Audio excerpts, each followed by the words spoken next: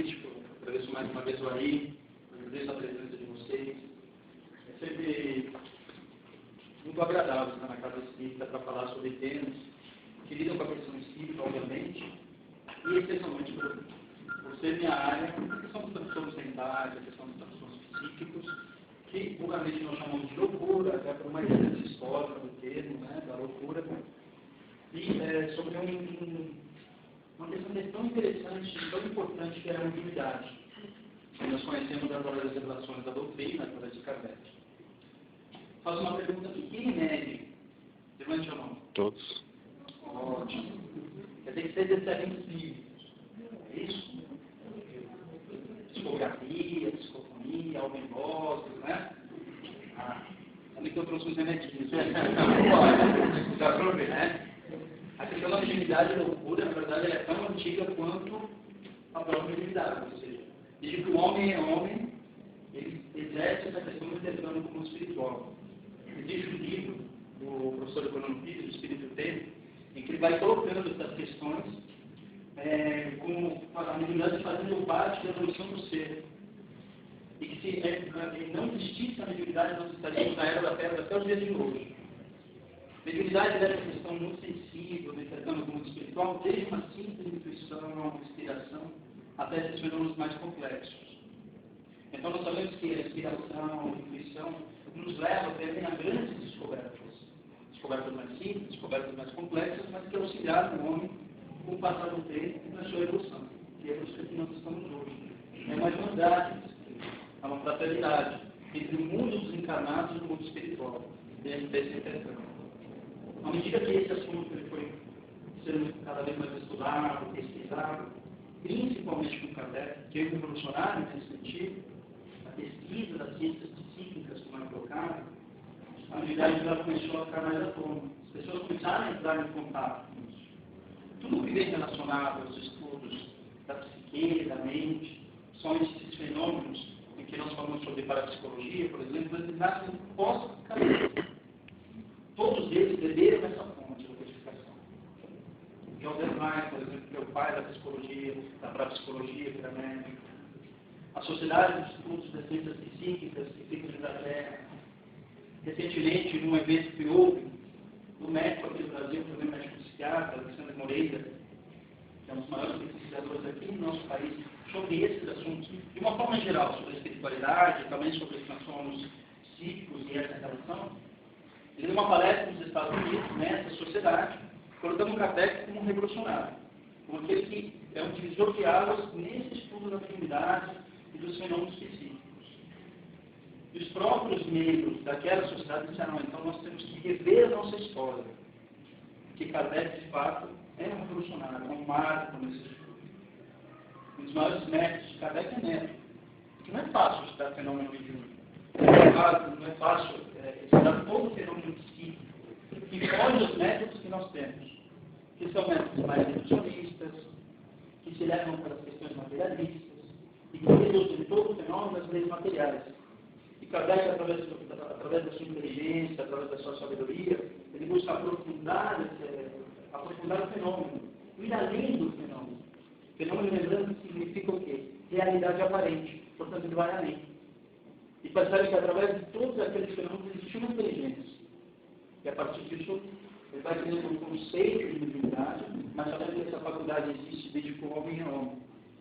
Já naquele momento, a partir do momento que Kardec venda ou revela o mundo espiritual, revelar no sentido de retirar o véu e deixar isso mais claro para todos nós, ele vem sendo continuamente criticado pelos cientistas da época, criticado principalmente pelas demais religiões, no sentido de que a partir do momento em que Kardec se preocupa com essas questões, o número de pacientes com transtornos mentais aumentava no chamado hospícios da época. Quem teve a oportunidade de ler a primeira revista espírita, em um desses volumes, existe uma crítica de Kardec em relação a isso. Porque nos mais diversos periódicos da época, essas críticas eram muito abertas. Eles faziam dados estatísticos mostrando, a partir do momento em que surge o espiritismo, os hospícios estão mais cheios. Existem mais pessoas dentro dos hospícios, por conta desse intercâmbio do mundo espiritual. Por quê? Porque as pessoas tendem a reduzir o espiritismo à mediunidade. Nós sabemos que não é isso. A mediunidade existe desde homem a homem. O espiritismo é muito mais do que isso. Não se reduz ao estudo da mediunidade e do mundo espiritual. Existe toda uma ciência, toda uma filosofia por trás disso. Mas existiam essas críticas. Críticas essas que existem até hoje.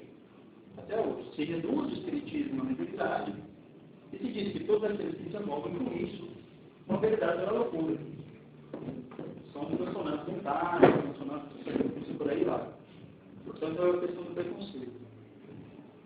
E essas críticas vinham desde a época de Kardec, vinham para os dias de hoje. E esse estudo muito interessante, que é de uma doutoranda, a Andréa Feito, que defendeu o doutorado na Universidade de Campinas, que é a Angélica Aparecida Silva de Almeida, que é esposa do Dr. Alexandre Almeida, que acabei de citar, e ela faz um estudo chamado Uma Fábrica de Loucos, Psiquiatria versus Espiritismo no Brasil, na primeira metade do século XX, de 1900 a 1950. E vai trazendo dados bem interessantes. Porque dizer que mediunidade e loucura, ou que a mediunidade leva a loucura, é semelhante, na visão de muitos, e que o espiritismo leva a loucura. E ela vai aprofundar esse estudo, trazendo dados interessantes em relação ao que seria mediunidade e loucura, e traz trechos de alguns livros que foram escritos na época. Esse trecho é do Xavier Ribeiro, um psiquiatra, que escreve o livro Espiritismo e Loucura, diz o seguinte: o livro dos médicos de Allan Kardec é a cocaína dos debilitados nervosos. Interessante, né? E com obviamente jamais é barato. Maravilha. Cocaína é muito mais caro do que o livro dos espíritos, né? Até ao alcance de todos, e por isso mesmo leva mais gente, muito mais aos espíritos do que a corrida do diabo. Ou seja, o espiritismo ele consegue levar mais do que o diabo à loucura.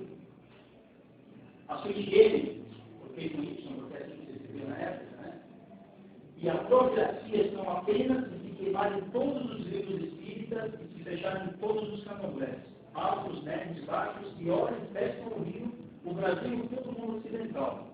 Interessante que ele já colocou tudo no mesmo saco: espiritismo, candomblé e assim vai. Então, essa era uma das visões que se tinha da época em relação ao espiritismo. A necessidade de queimar todos os livros espíritas, como se isso fosse resolver alguma coisa. Vamos lembrar do Alto de Barcelona, na época de Kardec, quando os livros foram queimados. Foi muito bom, porque teve um grande significado e espalhou a doutrina ainda mais. Contribuiu, na verdade, para que esses conhecimentos circulassem com mais intensidade pela Europa. Esse é o Xavier Ribeiro no seu livro Espiritismo e Loucura. Nós vamos lembrar que nessa primeira metade do século XX, dizem que existiam 3 grandes causas de loucura. Primeiro, neurosífilis. A sífilis, que é uma doença sexualmente transmissível, que depois da descoberta da penicilina, enfim, é amplamente combatida, com uma certa facilidade, mas que na época não existiam antibióticos. E nós temos a sífilis primária, que é o primeiro contato que se tem, e se não é combatida a tempo, ela poderia chegar até um nível que nós chamamos de sífilis terciária.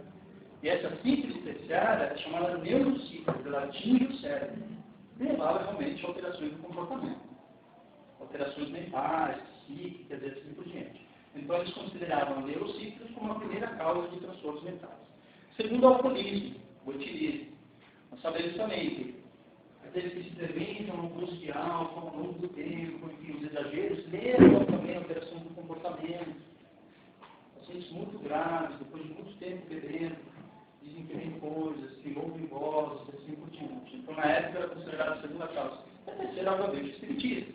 O espiritismo é a terceira maior causa de transtornos mentais. Então, essa era a estatística da época. E quem escreve o prefácio desse livro, do Espiritismo e Loucura, é Juliano Moreira. Juliano Moreira é um grande psiquiatra da época. Um grande psiquiatra baiano, e que contribuiu muito para o advento da psiquiatria científica na época. Lembrando que a psiquiatria, na verdade, ela só é considerada especialidade médica, pelo menos no Brasil, no início do século XX. A gente já tinha entrado aqui no nosso país por meados do século XIX, lá por 1850, 1850 e poucos. E nunca tinha sido considerada ainda como uma especialidade médica. Juliano Moreira contribuiu muito para esse psiquiatra baiano, e que escreve o prefácio desse livro Espiritismo e Loucura, dizendo o seguinte: é inegável a consciência que observamos medievais na intensidade da prática do espiritismo nessa capital, na capital do Rio de Janeiro. O maior surto de delírios de caráter espírita nos insanos, que são levados ao manicômio. Muitos dos quais não chegam vindo diretamente dos centros que frequentaram. Então, isso é parte do prefácio de Juliana Moreira, um psiquiatra influente da época, assim como vários outros que defendiam que de fato o espiritismo levava à loucura, por conta do intercâmbio com o espiritual. Um deles é Franco da Rocha, um grande conhecido, psiquiatra também, que é psiquiatra de São Paulo, que trabalhou no Juqueri, famoso Juqueri, e que também defendia a ideia de que o espiritismo poderia levar à loucura. É curioso em relação a Juliana Moreira, porque ele aparece no livro recente do Divaldo Franco, Espiritismo e Loucura, se não me engano. É muito parecido com esse, como o título, Transtornos Mentais, Espiritismo, alguma coisa assim. Publicado em 2010. Em um dos trechos aparece Juliana Moreira comentando que, quando encarnado como médico psiquiatra, ele combateu fortemente o espiritismo e que, nesse momento, agora estava defendendo a partir do momento em que ele encarna e entra em contato com a doutrina, enquanto que, na verdade, ele auxiliava a todos no combate aos transtornos mentais dentro de uma outra visão. E como que ele auxiliava através da sua terapêutica, principalmente os trabalhos mediúnicos desde a obsessão. Portanto, é a espiritualidade, são essas pessoas que em algum momento contribuíram atacando o espiritismo, mas que, a partir do momento em que entram em contato com a realidade espiritual, percebem a importância do espiritismo para a compreensão verdadeira dos transtornos mentais. Dentro disso, eu trago uma questão, que é continuamente também levantada em relação aos pacientes com transtornos mentais, os chamados pacientes psiquiátricos. Será que existe mediunidade no paciente psiquiátrico? Muitos acreditam que não. Eles dividem mediunidade e obsessão, dizendo que obsessão é uma coisa e mediunidade é outra. E aí se diz o seguinte: bom, se existe mediunidade em pacientes psiquiátricos, o que fazer com esses pacientes? Desenvolver mediunidade na casa espírita? Levar para um tratamento espiritual? Levar para um tratamento médico? E assim por diante. E os questionamentos são variados, as respostas também são variadas. Existem aqueles que defendem a ideia de que um paciente com transtorno mental ele não deve ir ao médico para se tratar, somente ele pode estar na casa espírita ou desenvolvendo a sua mediunidade, porque afinal de contas, a mediunidade é o que está causando a loucura daquele indivíduo. Ou se trata apenas de um caso de obsessão, e sendo assim ele só pode passar por um tratamento espiritual, dentro do trabalho de obsessão, e assim por diante. Então, será que existe? Existe. E a gente vai talvez ver isso ao longo da apresentação. Mas o que é a mediunidade? Nos coloca a cadeia, do livro dos médicos. É todo aquele que tem, num grau qualquer, a influência dos espíritos. E por esse fato é médico. Essa faculdade é inerente ao homem. Não constitui, portanto, um privilégio exclusivo. Pode, pois, dizer que todos são mais ou menos médicos. Porque é uma faculdade inerente ao ser, inerente ao homem, inerente a todo indivíduo, em um grau qualquer. Não interessa se é muito exuberante a faculdade daquele indivíduo, ou se ela é quase uma pedra, se sente muito pouco. Não interessa. Existe um grande espectro. Existe aquele que arrepia muito pouco até aquele que existe fenômenos fantásticos relacionados à mediunidade. Mas em um grau qualquer, todos são médios. Se todos são médios, isso inclui qualquer pessoa que tenha algum tipo de transtorno mental. Ponto. Kardec não coloca que aquele que tem algum tipo de transtorno psiquiátrico, transtorno mental, loucura, ou que seja, constitui um mundo à parte dentro da mediunidade. É obsediado quem pode, não quem quer. Porque eu preciso sentir quem está me obsediando, quem está se aproximando. E se eu sinto a presença de alguém, de qualquer forma, eu posso até não perceber o que está acontecendo comigo, mas se eu arrepio, o fato de eu sentir em qualquer grau já significa que existe uma influência do espírito. Então, aquele indivíduo, nesse conceito que nos traz Kardec, é médico. Portanto, para sofrer algum tipo de obsessão, necessariamente seja médico. Mediunidade que Kardec divide da seguinte forma: uma divisão fenomênica, ou seja, do fenômeno em si, então fenômenos de efeitos físicos e fenômenos de efeitos inteligentes. Fenômenos físicos, na época, mesas girantes, fenômenos de materialização e assim por diante. Fenômenos inteligentes, a questão da psicografia, a questão da psicofonia, enfim, dentro de uma visão fenomênica do fenômeno, Kardec faz essa divisão. Dentro de uma divisão funcional, aí sim, não só a análise do fenômeno, mas como que funciona o indivíduo, qualquer faculdade mediúnica, existe a chamada mediunidade generalizada e o mediunato. E esse ponto que interessa para nós quando se fala de mediunidade loucura. Então, se um paciente com transtorno psiquiátrico, transtorno mental, apresenta ou não mediunidade, é a questão da funcionalidade. No fenômeno é simples. Eu vejo se existe um fenômeno de efeito físico ou fenômeno de efeito inteligente. Agora, se for necessário aqui, observar isso. A divisão funcional, mediunidade generalizada é o mediunato. Isso nos orienta para que nós saibamos o que fazer com aquele paciente no momento que ele se aproxima. Ah, eu sou médium. E agora? Portanto, é isso que nos interessa. Mediunidade generalizada. E aí quem nos traz alguns conceitos em relação à mediunidade generalizada é Fernando Pires, no seu livro Mediunidade, livro muito interessante, em que ele coloca a mediunidade generalizada como mediunidade natural. É aquilo que Kardec coloca, que todos que sentem, em qualquer nível, a influência dos espíritos é médium. Portanto, uma mediunidade generalizada. Portanto, todos os seres humanos a possuem, e é uma mediunidade que permanece em êxtase. Está lá. Ponto. Aquele que se aproxima de mim, eu sinto, eu percebo. A mediunidade generalizada, a mediunidade que todos possuem, a mediunidade natural. Com manifestações moderadas. E aí o Dr. Pires ele traz um estudo do professor William Proctor, que é um cientista que estudou a mediunidade e que ele identifica a mediunidade generalizada como sendo uma mediunidade estática. Aquela que está paradinha, naquele indivíduo. Não é tão exuberante, não cria fenômenos que chamam a atenção. Ele simplesmente percebe a aproximação de um espírito. E por isso mesmo ele é médium. Faz parte da mediunidade generalizada. É o que o Fulano nos traz no seu livro. E quando ele fala sobre mediunato, existe que se trata de uma mediunidade ativa, que não permanece em êxtase, e que exige um certo desenvolvimento e uma aplicação dessa faculdade. É a chamada mediunidade de serviço, como nos é colocado. E que o professor William Proctor coloca como sendo a mediunidade dinâmica. Portanto, a estática de um lado e dinâmica do outro.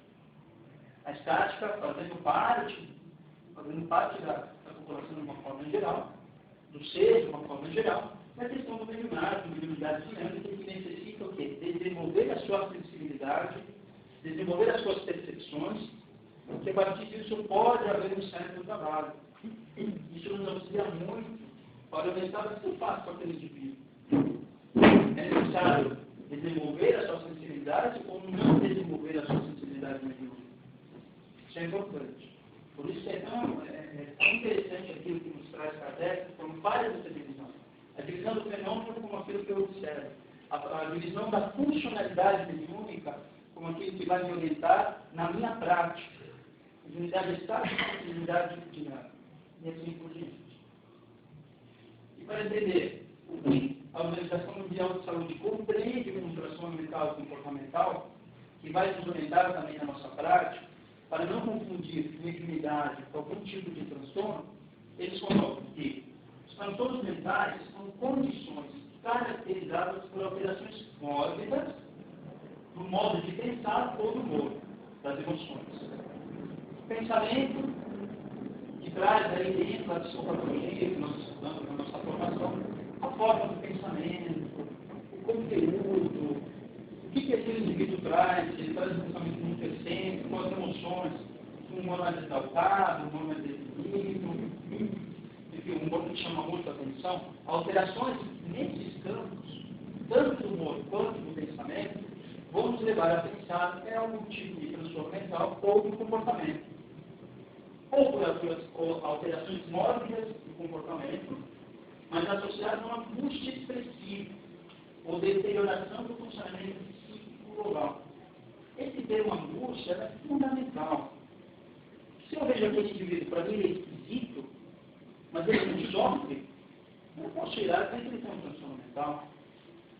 Ele tem que apresentar um certo grau de sofrimento, de angústia. Senão nós saímos da questão da normatização. Eu preciso normalizar todos aqueles que eu considero que não são normais, ou que são esquisitos ao meu olhar. Por exemplo, o médium, dentro da sua casa espírita, ele faz parte de um contexto. O médium fora da casa, que está psicografando até nas paredes, e que existem indivíduos assim, isso já chama atenção. E claro que se ele começar a psicografar na parede do centro, também vai chamar atenção. Então, essas coisas devem ser avaliadas. Quer dizer, de alguma forma ele vai expressar a angústia, a alteração do comportamento, ele vai me chamar a atenção e eu preciso me guiar e orientar nesse sentido. E falou de deterioração do funcionamento psíquico global. Alguém que vinha funcionando relativamente bem, trabalhava, estudava, mantinha os seus relacionamentos. De repente, aquele indivíduo, por toda essa angústia, por todas essas alterações de humor, de pensamento, começa a ter prejuízos importantes no seu funcionamento do dia a dia. Aquele que trabalhava, já não consegue levantar da cama, já não consegue chegar no horário do trabalho, não consegue estudar. As relações começam a se tornar doentias, porque começa a brigar o tempo todo, ou ele não se relaciona de uma forma mais saudável com o seu parceiro, com sua parceira, com seus filhos, e assim por diante. E, portanto, não constituem apenas variações dentro da escala do normal, porque variações não existem dentro do normal. Aliás, não existe nada assim, um conceito tão exato em relação ao que é normal. Justamente por nós não termos esse conceito de normalidade, é que eu preciso ter cuidado quando se faz algum tipo de diagnóstico de transtorno mental. Como disse, aquele indivíduo pode me chamar muita atenção porque está vestido assim, assado, porque fala de uma forma ou de outra, mas faz parte de um contexto cultural, faz parte da realidade daquela pessoa, e não necessariamente significa que aquele indivíduo está perturbado, ou tem algum tipo de situação. Então, sendo antes, seremos claramente anormais dessa coisa. Aquilo de fato tem que chamar muita atenção. Muita atenção. E aí sim eu vou pensar o que é possível realizar com aquela pessoa que nos busca esse sofrimento. E como disse, não existe nenhum conceito, não existe nada que seja relacionado à questão da normalidade como algo que nos oriente e nos guie em relação a isso. Por exemplo, neste livro de psicopatologia, tem um professor americano, o Paulo Galacon, aliás, é um médico que faz várias pesquisas em religiosidade, espiritualidade, tem vários estudos, não só dentro do espiritismo, mas candomblé, umbanda, a questão do catolicismo, enfim, aprofunda estudos relacionados à espiritualidade de uma forma geral. Eu tenho um livro muito interessante sobre isso.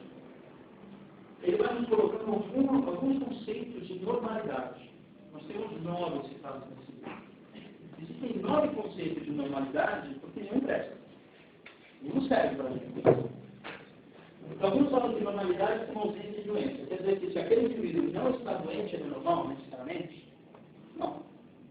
A simples ausência de doença física ou doença mental não considera como indivíduo normal. Aliás, a própria Organização Mundial de Saúde, no seu conceito atual de saúde, coloca que a simples ausência de doença não me considera saudável. Mas que também deve existir outros aspectos relacionados às questões biopsicossociais, questões biológicas, questões sociais, como que eu me relaciono com o outro. Já existe uma demanda de que a espiritualidade e a ecologia também sejam considerados parte desse universo, desse conceito de saúde. Como que eu me relaciono com o meio ambiente? Como que eu me relaciono com esse sentimento de religiosidade e espiritualidade? Como que eu me relaciono com essa força maior que eu denomino Deus? Existem, então, portanto, esses conceitos de saúde que dizem a simples ausência de doença não me considera como ser saudável. Também não me considera como ser normal. Ou normalidade ideal. Existe conceito, algo ideal de normalidade. Então ninguém é normal, porque ninguém alcançou esse ideal ainda. Uma questão de normalidade estatística. Se aqui todo mundo ouve vozes, tem muito que ouve, aquele cara que não ouve voz é anormal. Ou se ninguém ouve, aquele que ouve, esse indivíduo é anormal. É mais ou menos isso que se diz sobre o conceito de normalidade estatística. Também não serve. Normalidade como bem-estar, normalidade funcional e assim por diante. São conceitos que vão sendo levantados em relação à normalidade, mas que não fecham nada para nos orientar em relação a isso. A questão da normalidade como um processo, normalidade subjetiva, normalidade como liberdade, normalidade operacional. Então, são 9 conceitos que vão sendo aprofundados nesse livro, e nos mostrando a dificuldade de se padronizar o que é normal e aquilo que não é normal. E aí a Organização Mundial de Saúde nos trazendo esse conceito de transtorno mental, nos colocando a importância de nos ligarmos a certos aspectos que vão nos direcionando para saber o que é normal ou aquilo que não é. E isso nos toca diretamente. Por quê? Porque nós estamos falando de mediunidade. Existem aqueles com uma faculdade mais exuberante, aqueles que ouvem aquele espírito que se aproxima, veem aquele espírito que se aproxima, aqueles que psicografam, que tem a questão da psicofonia, raríssimas exceções nos dias de hoje, fenômenos físicos, fenômenos de materialização, raríssimos, mas já houve mais. Enquanto que no passado, aqueles que mantinham essa mediunidade, que como coloca o Leandro Pires, o professor William Crawford, dentro da funcionalidade da mediunidade, um mediunato, uma mediunidade de serviço, com essa mediunidade mais exuberante, de fenômenos que chamam mais atenção, quantos deles não foram considerados loucos? Não foram considerados como transtornos mentais profundos, a necessidade de internação, a necessidade de modificações e assim por diante. Um dos grandes exemplos que nós tivemos, por exemplo, foi Joana d'Arc, que foi colocada como uma bruxa, como uma louca, e assim foi queimada, porque era uma médium em faculdades aí importantes, interessantes. O próprio Chico, em algum momento, já foi considerado também como alguém que tinha transtornos mentais, que via espíritos, ouvia espíritos, escrevia livros e assim por diante. Então, isso faz parte de nossa realidade, faz parte do nosso dia a dia. E se faz necessário fazer esse diagnóstico que nós chamamos de diagnóstico diferencial. O que faz parte do contexto cultural daquele indivíduo? Bom, ele é espírita, a mediunidade faz parte do contexto cultural, daquela doutrina que ele abraça, então deve ser considerado de alguma forma. Mas quando que essa mediunidade faz parte desse contexto cultural, na verdade está passando do limite. Está começando a chamar a atenção na própria instituição espírita que o indivíduo está. Estou falando de espiritismo, mas várias outras religiões nós sabemos que existem outras formas que eles consideram a mediunidade. Não foi que teve, mas que existem fenômenos também.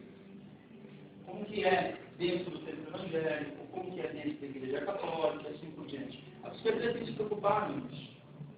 É o estudo principalmente da psiquiatria transcultural. A busca da compreensão de todos esses fenômenos, que fogem à compreensão dos transtornos mentais, mas que fazem parte de contextos culturais, de contextos muito específicos, que não podem ser considerados como pacientes com algum tipo de diagnóstico. Se faz necessário dedicar, se faz necessário algum outro tipo de intervenção. Então, os psiquiatras têm se preocupado, estudos têm surgido relacionados a isso, da necessidade de se fazer esse diagnóstico diferencial. Recentemente, nós tivemos na Espanha, em Ávila, em 2010, um congresso da Organização Mundial de Psiquiatria, da Associação Mundial, falando só sobre problemas espirituais e religiosos. Problemas que envolviam não só a espiritualidade, como nós entendemos, e como que aquele indivíduo se vincula a essa força maior que ele denomina Deus, o conceito cósmico, ou seja, como que esse sentimento religioso ele contribui para a saúde mental e física daquele indivíduo, mas também a compreensão desses fenômenos, específicos. Que fenômenos são esses? Para necessário estudar, para compreender e não ficar no equívoco de considerar aquele indivíduo o portador de algum tipo de transtorno. E um desses estudos, que foi realizado no Brasil, e o Alessandro que comentou no início, é esse diagnóstico diferencial entre experiências espirituais e transtornos mentais de conteúdo religioso. transtornos mentais são esses que chamam mais atenção? Transtornos psicóticos e transtornos dissociativos. Transtornos mentais não são diversos. Dentro da classificação diagnóstica, são centenas deles. Mas o que nos chama a atenção são transtornos psicóticos e transtornos dissociativos. Psicóticos é aqueles que dizem que ouvem vozes, que vem não sei quem, e assim por diante. Também se juntam os delírios. Transtornos dissociativos, muitas vezes aquele indivíduo ele muda a sua personalidade. Esse termo dissociativo ele substitui aquela palavra, aquele termo que era considerado antes o transtorno das múltiplas personalidades. Esse termo já não existe mais, se fala em transtornos dissociativos. Então, esse estudo é realizado aí por Alexandre Monteiro Almeida, psiquiatra que comentei isso, e é daí que se identificam a necessidade de realizar esse diagnóstico diferencial. Uma coisa é uma experiência espiritual, outra coisa é um transtorno mental de conteúdo religioso. Essa semana, por exemplo, eu atendi um paciente que dizia que eu não sei da bem. Mas ele já foi São Mateus.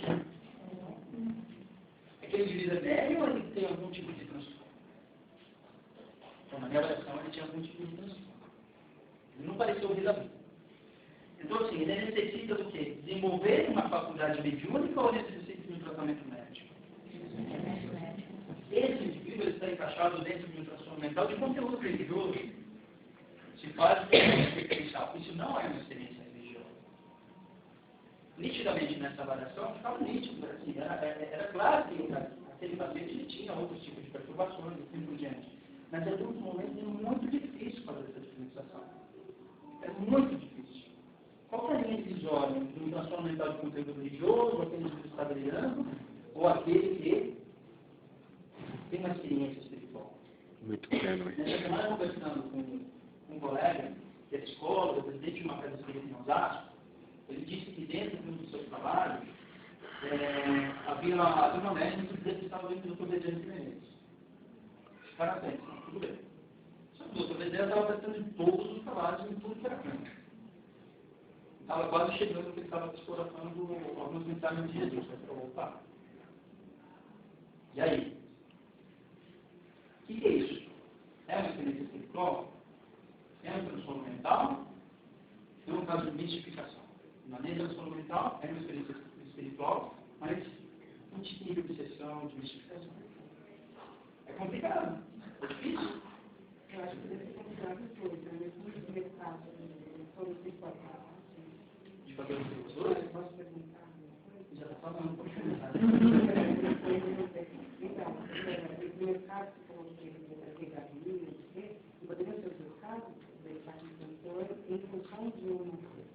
Nós vamos falar disso. Nós vamos falar disso. Mas a questão desses casos, de que ele está dentro de um contexto, faz parte de um trabalho mediúnico, deseja aqui, deseja lá, deseja não sei onde, ou participou da vida de Jesus, alguma coisa errada. Ele precisa ficar atento. Precisa ficar atento se aquela pessoa, ela vinha com uma funcionalidade, ele vinha bem, tranquilo, fazendo suas coisas, suas atividades do dia a dia. Ele se insere no trabalho mediúnico e, por um processo de mistificação, ele começa a acreditar que o desejo está em todos os lugares e daqui a pouco ele está falando mensagem de Jesus. Ou se ele já tinha algum tipo de perturbação, algo que chamasse a atenção da família, dos amigos, ele se insere no trabalho mediúnico e só explode aquilo que já existia de gênero. E a história necessária é esse diagnóstico diferencial. Ou é uma experiência espiritual, com mistificação, ou é um transtorno mental. E essa linha divisória é tênue, é muito difícil de realizar esse diagnóstico. Muito difícil, mas ele é necessário. É importante realizar. E depois nós caímos na questão da obsessão também. E aí, dentro desse trabalho, da necessidade de realizar um diagnóstico diferencial, uma experiência espiritual mental, ele lança alguns critérios que são colocados por diversos pesquisadores do mundo inteiro, porque, na verdade, esse trabalho ele faz uma revisão de literatura, então vários trabalhos em distintos países com essa temática já são singularizados, ele compila esses trabalhos e coloca quais seriam os critérios que nos auxiliam a fazer esse diagnóstico diferencial. E ele vai colocando, primeiro, que na experiência espiritual Bom, não existiria sofrimento psicológico, ou seja, ausência de sofrimento psicológico naquela experiência. Ausência de prejuízos sociais e ocupacionais. O indivíduo que ele passa por essa experiência espiritual, ele não tem prejuízos sociais e ocupacionais, ele consegue funcionar bem no dia a dia, trabalho, estuda, se relaciona bem com a família, não tem sofrimento psicológico. Duração curta da experiência, limitada àquele momento. Dentro de um trabalho mediúnico, de duração de 1 hora, 2 horas, se limita àquele momento. Não é aquele indivíduo que o tempo todo vive essa experiência. Inclusive fora da casa espírita, fora do centro religioso. Atitude crítica. Ele tem dúvidas sobre a realidade objetiva da vivência. Alguém que questiona. É o que nos coloca Kardec. É o que nos coloca Erasto no livro dos médiuns. Mas vale rejeitar 10 verdades do que aceitar uma única mentira. Lei crítica sobre o fenômeno. Compatibilidade com o grupo cultural e religioso do paciente. É compatível àquele meio. Ele não destoa daquele trabalho. Não chama atenção. Esses são 5 índices. São colocados mais 4. Ausência de comodidades. É um indivíduo que vivencia uma experiência espiritual, mas ele não tem nenhum outro tipo de transtorno, não tem nenhum outro tipo de doença que poderia levá-lo a exagerar nessa experiência, o que leva a pensar em algum tipo de transtorno mental. Controle sobre a experiência. Isso é fundamental. Controle sobre a experiência mediúnica. Ah, mas foi o espírito que quis. Aí o cara se joga no chão e sai dele. Mas quem passa vergonha depois é o médico. Cadê o médico? A questão da educação mediúnica, como já colocaram. Eles têm o quê? Controle sobre essa experiência espiritual. Conhecimento pessoal ao longo do tempo. Participar de um trabalho mediúnico. Participar de uma casa espírita, no qual ele tem a possibilidade de participar de experiências espirituais, desenvolver as suas faculdades, a sua sensibilidade mediúnica, o leva ao longo do tempo ao crescimento pessoal, a questão da transformação íntima, atitude de ajuda aos outros. Portanto, são 9 conceitos, ou 9 critérios que são colocados como importante para se realizar esse diagnóstico diferenciado por experiência espiritual e transtorno mental, mas que ele coloca nas conclusões que tem um constante expressivo entre os diferentes pesquisadores do mundo inteiro, mas que ainda necessitam ser testados empiricamente, ou seja, cientificamente, na experiência. E a necessidade de ações metodológicas para pesquisas futuras. São 9 critérios que nos auxiliam, mas que ainda não fazem parte de um arcabouço para se realizar um diagnóstico diferencial. Não estão fundamentados cientificamente. E por que isso? A ausência de sofrimento psicológico. Quantos médicos não sofrem? Muitas vezes ele não sabe o que acontece, ele não tem um transtorno mental. Ele vive uma experiência espiritual, mas ainda não aflige. Pode ter sofrimento psicológico? Pode. Então, não necessariamente existe ausência de sofrimento psicológico. A ausência de prejuízos sociais e ocupacionais. Aquele indivíduo que começa a viver uma série de experiências no seu dia a dia que prejudicam, sim, as relações familiares, prejudicam no trabalho, prejudicam, enfim, na sua vida social como um todo. Então, nós vamos colocando aqui algumas questões que não batem exatamente com aquilo que é colocado. Mas, enfim, alguém já pensou na necessidade de se levantarem critérios para se realizar esse diagnóstico diferencial. É importante. É importante. São necessários ainda mais estudos, são necessários mais pesquisas, mas que nos auxiliam a fazer essa definição. Síndromes psicóticas, e assim, se faz necessário realizar esse diagnóstico entre a experiência espiritual e a transtorno mental, especialmente as síndromes psicóticas, os transtornos psicóticos e dissociativos, eu trago alguns itens do que caracteriza uma síndrome psicótica. Uma síndrome que é um conjunto de sinais e sintomas, sintoma, aquilo que o paciente, o próprio paciente vai me trazendo, talvez o que ele fala, sinal, aquilo que eu observo. E as síndromes psicóticas, de uma forma geral, conforme esse livro do Paulo da Bellarmine, de psicopatologia, vão se caracterizar, primeiro, por alucinações. Na psicose, principalmente alucinações auditivas. Principalmente. A alucinação visual é muito rara. Pode ocorrer? Pode, mas é raro. E quando tem alucinação visual, chama muito atenção. Para outras questões, principalmente obsessivas. Não que nas alucinações auditivas não me chame atenção também. Mas a alucinação visual, em que ele consegue, o indivíduo que está observando, escrever exatamente o que ele está observando, existe algo a mais. Então, alucinações, escutar vozes, ver coisas, delírios, que são alterações do juízo da realidade. Aquele indivíduo que eu acabei de falar, ele está sendo para atender essa semana, eu sou o rei da vida, mas eu fui em São Mateus, é um delírio de conteúdo religioso. Ele acredita que ele é uma figura religiosa, que é uma figura importante, uma figura histórica importante.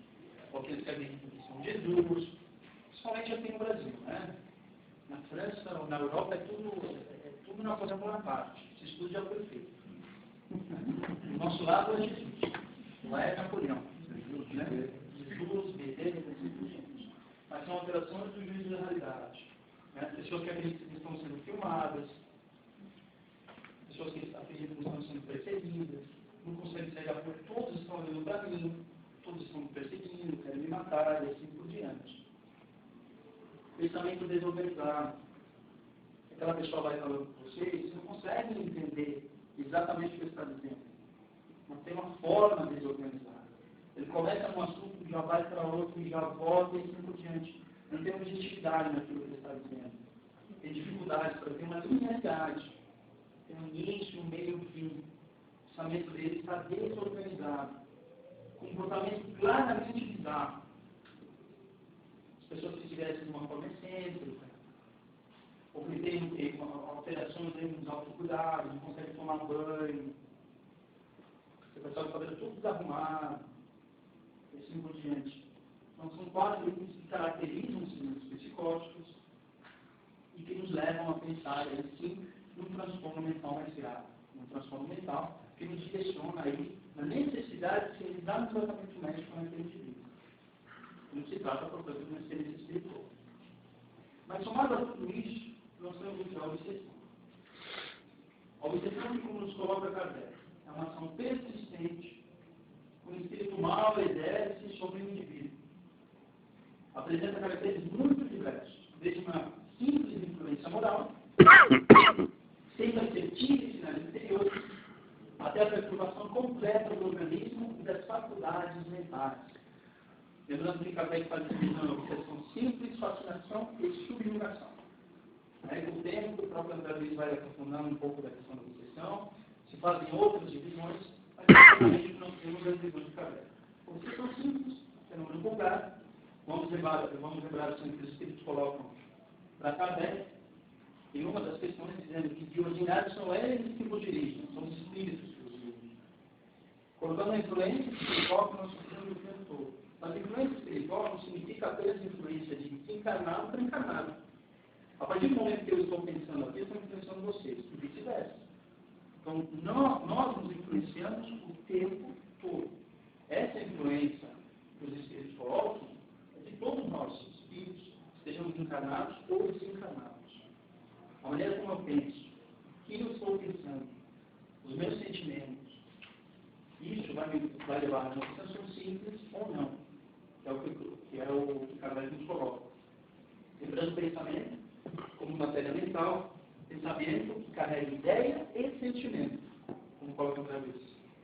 Se realiza uma forma de pensamento, ela é projetada no espaço, se cria o quê? Uma forma de pensamento que é o que percebida pelo outro de forma muito indireta, através da sensibilidade. Eu estou influenciando o outro através do meu pensamento nesse sentido. Pensamento que carrega ideia, que carrega sentimento. Fascinação, subjugação. Processos obsessivos mais graves. Mais raros, talvez, de se observar, como se observar uma maneca, como se observar uma ferramenta na Idade Média, e assim por diante. Mas ainda são observados. Né? Muito. Na nossa prática, a gente tem observado os casos graves de obsessão. Com certeza não são simples. Não é uma obsessão simples. Né? Eu me lembro de um caso, quando eu estava na residência, primeiro ano, eu estava no pronto-socorro de psiquiatria. Era uma sexta-feira à noite, no hospital, e aí não tem médico durante a noite na enfermaria. Então quem toma guarda, quem toma no hospital, é o pronto-socorro. Essa noite era eu. E aí de madrugada, me vinha um enfermeiro da enfermaria, e dizia, doutor, eu preciso que você venha aqui. Tá, tudo bem, o que está acontecendo? Não vou decidir. Falei, um enfermeiro, com anos de experiência na enfermaria de psiquiatria, que fala que alguma coisa esquisita está acontecendo na enfermaria de psiquiatria, eu já fiquei preocupado. Já comecei a lidar. Se algo esquisito está acontecendo na psiquiatria, deve ser muito esquisito. Pois é, o cara deve estar levitando, deve estar voando, pegando olhos, enfim. Lá vou eu, enfermeiro com os olhos desse tamanho. Ó, o que está acontecendo lá no fundo? Lá vou eu lá no fundo, uma moça, que tinha várias outras assim, comorbidades, como colocaram aqui, dentro dos diagnósticos diferenciais, que o Alexandre coloca, assim, de outras doenças que poderiam explicar também algum tipo de experiência espiritual ou função mental. Era uma moça com HIV, uma moça com várias doenças que são transmissíveis, assim, uma situação muito precária, uma moça nova, 30 e poucos anos, e com diagnóstico psiquiátrico de transtorno bipolar. E do lado dela tinha uma outra paciente também internada, uma paciente evangélica, que vira para mim e fala, ela vai ficar bem. Ela sabia o que estava acontecendo. Os enfermeiros não. Só olhando para o olhão aberto, assim, desse tamanho, todo mundo assustado. A moça ela conseguia, em fração de segundos, chorar copiosamente, pedindo auxílio, chorar desse jeito aí. E no momento seguinte ela paravam de cair as lágrimas e aparecia uma voz masculina, mistificando, dizendo que na verdade era Deus, que ela tinha que ceder ao comando de Deus e assim por diante. E aí ela parava com essa voz masculina e voltava a chorar copiosamente e pedindo ajuda. E assim chorava, parava, chorava, parava, chorava, parava. Qualquer um de nós não consegue fazer isso. Ninguém consegue fazer isso. Você chora, pá, chora, pá, chora, pá. Uma mudança de voz constante. Uma voz feminina, masculina, feminina, masculina. O que eu faço agora? Olhei para os enfermeiros, olhei para a moça lá. Falei, a moça sabe o que dá para fazer aqui. Nossa amiga evangélica. Eu vou orar, vou rezar, vou fazer não sei o quê, mas se eu esticar a mão aqui para tentar dar um passo, eu sou internado junto. Eu vou fazer isso. Então, assim, era complicado, era muito difícil. É aqui que eu pensei, o que dá para fazer aqui? Eu vou pedir para a moça, já que ela é paciente mesmo, continua orando, senão já está lá dentro mesmo, né? Falei, vou pedir uma medicação. Por que uma medicação para alguém que tem um transtorno mental, sim, mas que naquele momento estava expressando uma experiência espiritual obsessiva grave? Porque a medicação, ela age no sentido de poder prender, entre aspas, o espírito no corpo. Porque aquele indivíduo, muitas vezes, ele está querendo boneco de posto de gasolina. Sabe aquele que fica sacudido? Então a gente fica o quê? Solto, e fica sensível às influências. A medicação, ela tem essa função. Ela auxilia na organização do sistema nervoso central, para que o espírito ele consiga recobrar o quê? O seu corpo, para que ele consiga voltar ao seu físico. E ele se torna menos diferente. Ele consegue estar um pouquinho mais protegido. E por isso que eu pedi a medicação. Mas nesse momento, a gente conseguiu levar essa pessoa para a cama dela. Naqueles instantes em que era ela mesma, consegui conversar, falei, ó, força, fica tranquila, nós estamos ao teu lado, nós estamos te ajudando. Não preste atenção a essa figura. Ela não é Deus, ela na verdade não quer te ajudar.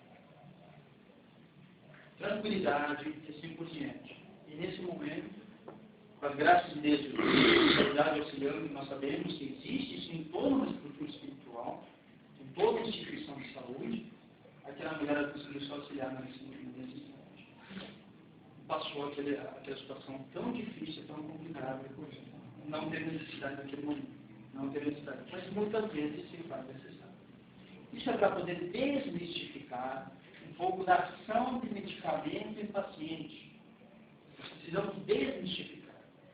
Existem muitas pessoas que têm pavor de entrar no consultório psiquiátrico. O pessoal entra tremendo. Acha que vai entrar e vai sair babando e rapidando. O cara entrou normal e vai sair alterado. Não, remédio não, porque eu vou ficar viciado. É tarja preta. Cerveja também causa dependência, não tem tarja preta. Todo amarelo, vermelho, é tudo colorido. Todo mundo gosta, né? Então assim, ninguém se queixa que alguns tem tarja preta ou outros têm tarja preta. Ah, eu vou ficar viciado, vou ficar assim, vou ficar assado, não sei o quê. Medicação auxilia. Nós somos seres encarnados. Nós temos um corpo físico.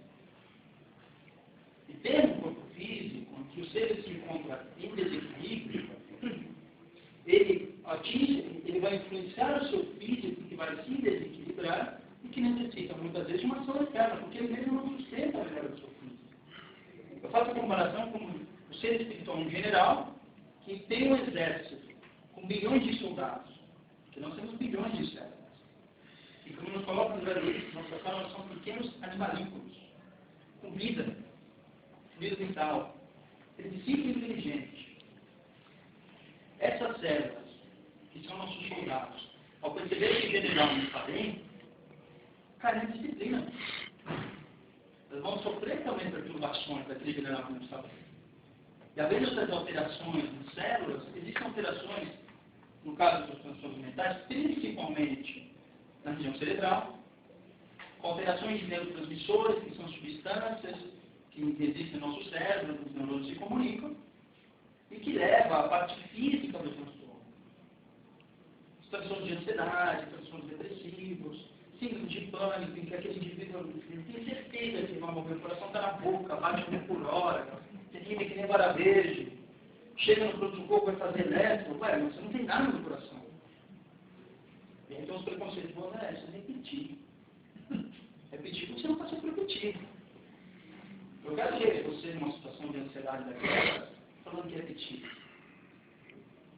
Isso daí é de uma angústia para aquele indivíduo sem tamanho.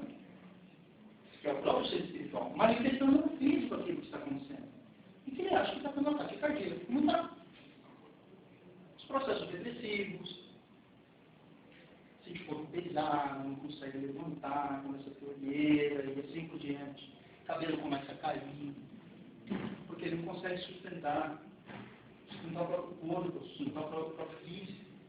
E aquele general que está enfraquecido, fragilizado, que não tem forças para aguentar o próprio corpo, ele precisa de auxílio externo. E a medicação entra nesse sentido de poder trazer um equilíbrio necessário para aqueles soldados.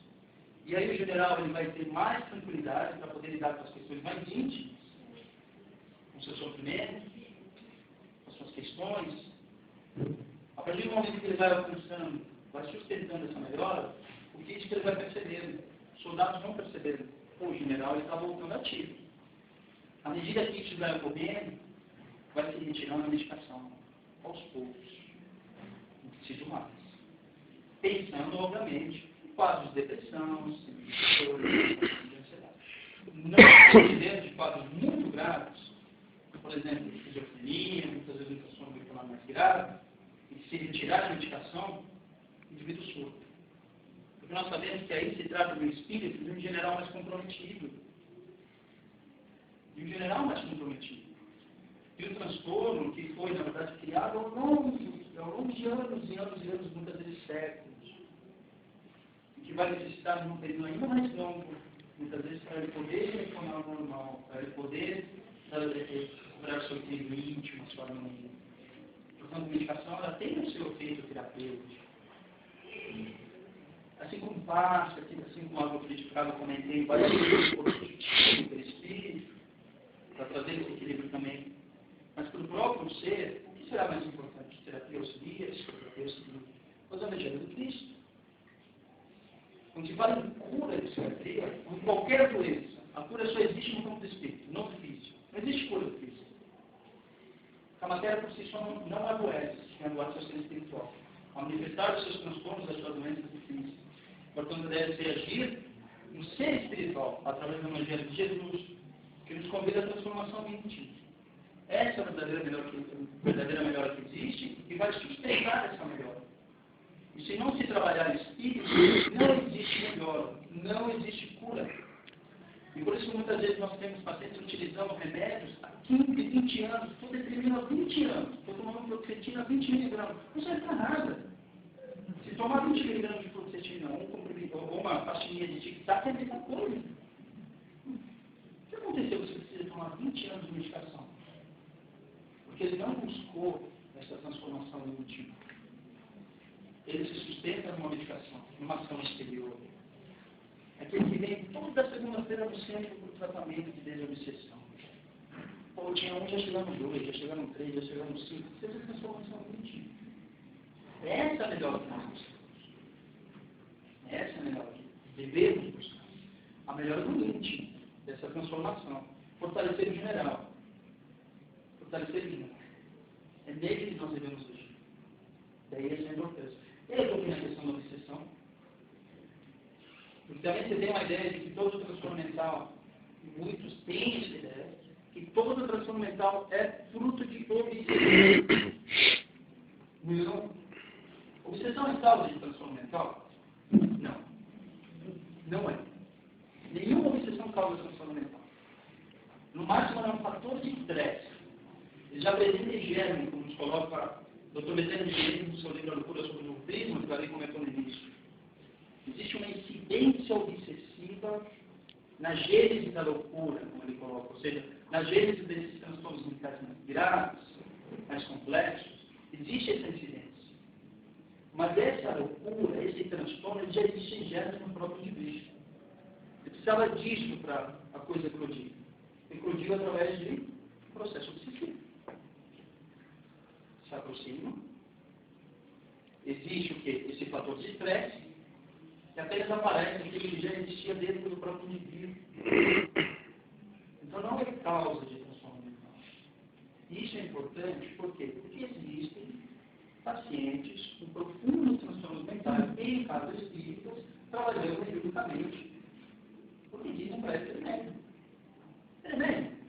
É. Sim.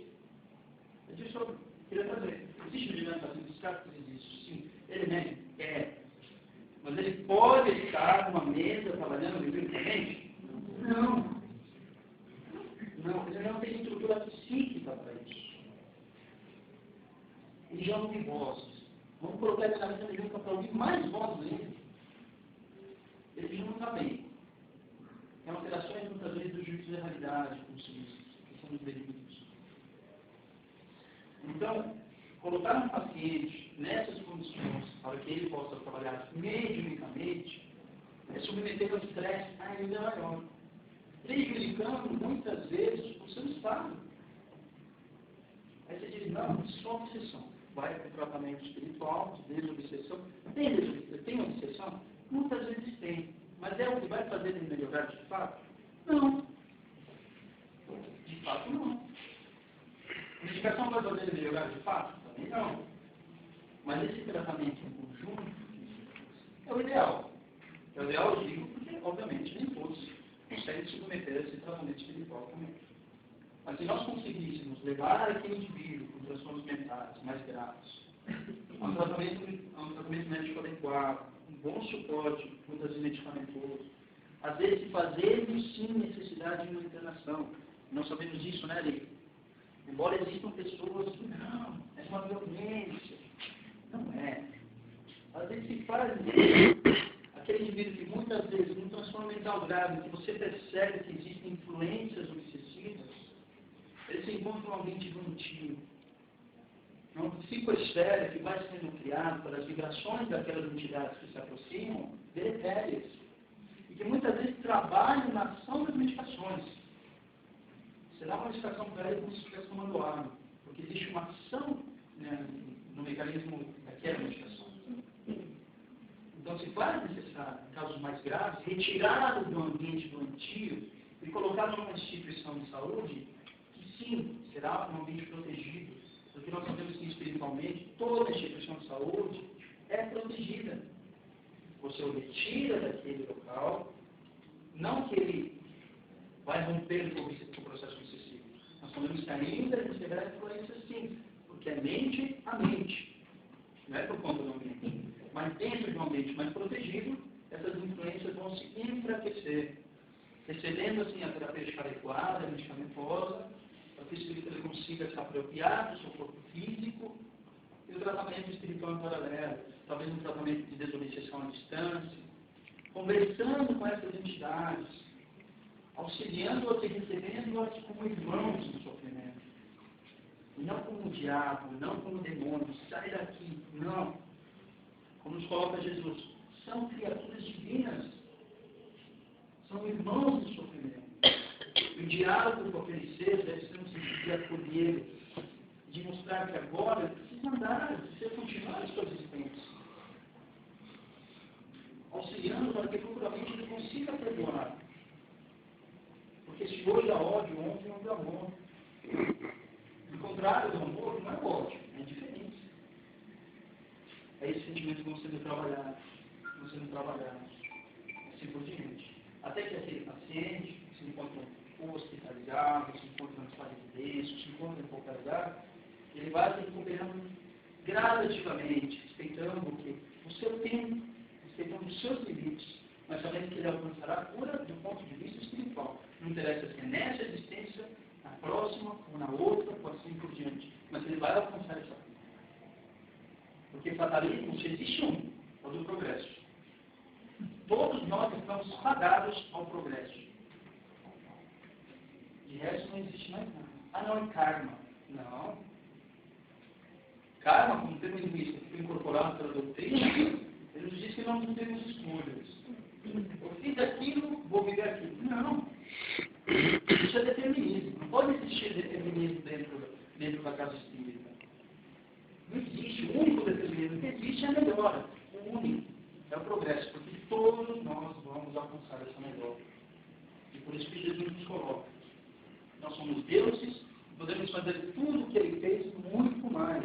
Ele tinha certeza que nós alcançaríamos essa condição. E daí a necessidade de pensar na divinidade, sim, como uma faculdade inerente a todos, indistintamente. Inclusive aquele paciente com algum grau de loucura, de transtorno mental, o que seja. Assim, não necessariamente ele deve desenvolver divinidade, mas será que é desenvolver divinidade? Coloca entre aspas. Será que nós desenvolvemos divinidade?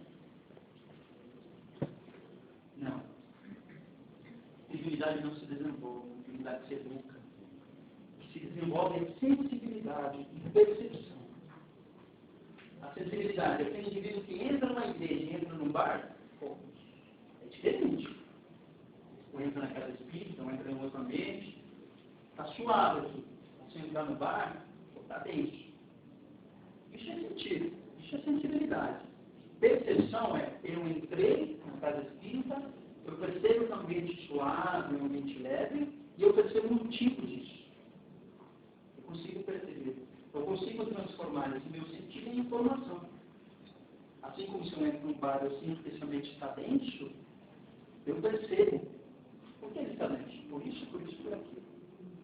Porque quando nós sentimos, nós somos convidados a transformar ou a manter. Numa casa espírita, eu entro um ambiente suave, um ambiente sutil, um ambiente agradável, eu sou convidado a colaborar na manutenção da vibração dessa casa espírita. Se eu entro num bar, se eu entro numa casa, eu percebo que o ambiente está denso, oh, Deus me livre, deixa eu ir embora daqui. Não. Eu estou sendo convidado a transformar essa energia. Estou sendo convidado a abrir o meu coração, a transmutar aquilo que eu sinto. Eu senti, eu percebo. Não está legal? Porque olha aquele pai com o seu filho. Olha como está difícil. Olha como está doendo para aquela criatura. Vamos transformar, vibrando os nossos melhores sentimentos. Então, que nós desenvolvemos a nossa sensibilidade, a nossa percepção e não a mediunidade. Porque a mediunidade, como faculdade do ser, ela tem como instrumentos a sensibilidade e a percepção. Daí a questão da desenvolvimento mediúnico. Então, nós vamos desenvolvendo nossas sensibilidades, nossas percepções, desenvolvendo o nosso potencial. Sim, o nosso potencial. Como nos coloca aqui num poema de Mário Quintana, falando sobre o que seriam deficiências. E colocando como deficiência, nos coloca um antídoto dessas deficiências. O que nós devemos desenvolver de fato. E nos traz que deficiente é aquele que não consegue modificar a sua vida, aceitando as imposições de outras pessoas ou da sociedade em que vive, sem ter consciência de que é dono do seu destino. É agente da sua vida, do seu destino. Louco é quem não procura ser feliz com o que possui, sabendo que tudo aquilo que possuímos faz parte de nossas necessidades. Serve aquele que não vê seu próximo filho de fome e miséria, e só tem olhos para seus míseros problemas, pequenas dores. Surdo é aquele que não tem tempo de ouvir um desabafo de um amigo, ou apelo de um irmão. Você está sempre apressado para o trabalho e quer garantir seus postões no fim do mês. Mudo é aquele que não consegue falar o que sente e se esconde por trás da máscara de hipocrisia. Paralítico é que não consegue andar na direção daqueles que precisam da sua ajuda. Dialético é que não consegue ser doce, anão é que não sabe deixar a mão crescer. E, finalmente, a pior das deficiências é ser miserável. Os miseráveis são todos que não conseguem falar com Deus. A amizade, o corpo nunca morre. Se nós temos essas deficiências, não é desenvolvendo mediunidade que nós vamos conquistados. É sim desenvolvendo as nossas potências da alma, na direção do quê? Na direção do Cristo. Que nos diz, vinde a mim todos os que estáis cansados e oprimidos, e eu vos aliviarei. Porque quando Cristo nos coloca, eu sou o caminho, a verdade e a vida, é porque ele sabia. Porque ele se coloca como mestre. O único título que ele aceita. Ele sabe que o caminho de nossa verdadeira cura é esse. O caminho da cura, do ser espiritual, é o próprio Evangelho de Jesus. Tudo o resto são paliativos, são instrumentos. Em qualquer condição que nós nos encontremos. E esse é a busca do Evangelho, mas mais do que a busca do Evangelho, é a vivência do Evangelho em nossos corações. É a internalização de tudo aquilo que ele nos traz, dos seus exemplos, para que nós possamos alcançar, sim, a verdadeira melhora e a saúde do ser integral, que envolve a questão da saúde mental, a saúde física, a saúde do nosso dia a dia, nas nossas relações com o outro, no nosso trabalho, com nossos amigos. Buscamos sempre a prática do amor, a prática da caridade, o fortalecimento de nossa fé, a fé raciocinada, como nos coloca Kardec, no intuito de nós possamos sempre ser críticos em relação àquilo que é vivenciado, para que nós, de fato, possamos alcançar a nossa melhor limite. Então, chamar de forma no nosso dia a dia. Um trabalho constante. Que é fácil? Não. Não é fácil, mas não é impossível. Existe um grau de dificuldade, mas esse grau de dificuldade nos torna merecedores de tudo aquilo que nos é colocado no nosso caminho, no sentido de que possamos alcançar aquilo que Jesus nos coloca, essa divindade, a divindade do ser, a divindade que Jesus coloca aqui, que nós somos deuses. Podemos sim fazer tudo que ele fez e muito mais. Então, era isso que eu tinha para trazer para vocês, relacionados aí a mediunidade e a loucura, e que a gente vai tocando, na verdade, em vários pontos, em vários aspectos, porque se faz necessário compreender a fundo a questão da mediunidade, compreender a fundo a questão dos transtornos mentais, romper aí com alguns preconceitos relacionados à psiquiatria, relacionados à própria mediunidade, conceitos que vão sendo cristalizados, que vão sendo trazidos no nosso dia a dia. E sempre olhar crítico em relação a isso, para que não confundamos que é uma coisa. Ok? Obrigado, Deus. Obrigado a você.